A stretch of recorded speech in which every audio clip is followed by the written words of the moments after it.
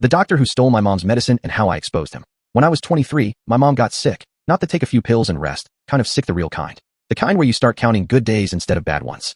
Her doctor, Dr. Morris, was supposed to be her guide through all of this. He was respected, experienced, and everyone in town said he was the best. But they didn't know what I knew.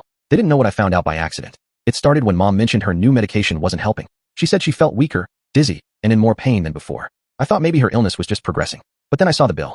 The medication was expensive, very expensive, and when I looked at the bottle something felt off. Same brand, same prescription, different pills. They weren't the ones she was supposed to get. I called the pharmacy. They said they gave her exactly what was prescribed. And then they said something strange. If she needs more, tell Dr. Morris to stop adjusting her dosage every week. Adjusting? Changing? What dosage changes? He had never told us about changing anything. That's when it clicked he was switching her medication and keeping the expensive pills for himself or someone else. I started documenting everything. Dates, prescription numbers, pill counts. I hid a tiny camera inside her medicine cabinet. I recorded consultations with him on my phone. And every time he adjusted her medicine, the new pills were cheaper, old stock, or totally wrong. He was stealing her medication. Stealing from a sick woman. From my mom. My blood boiled. But anger wasn't enough. I needed proof, real proof. Over the next month, I gathered it. Photos, timestamps, pharmacy confirmations, video evidence. All of it stacked up like a tower made of pure rage.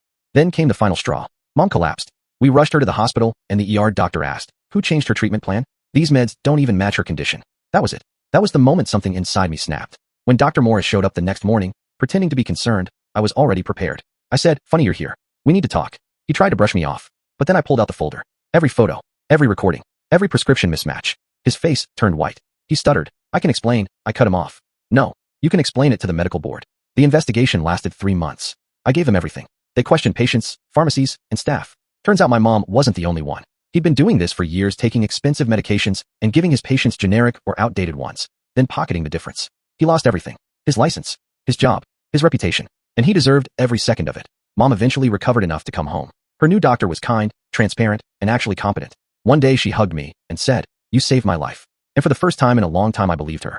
Not all monsters hide in the dark. Some wear white coats and smile. Some pretend to help while stealing the things that keep you alive. But monsters always slip up eventually. And this time I was there to catch him.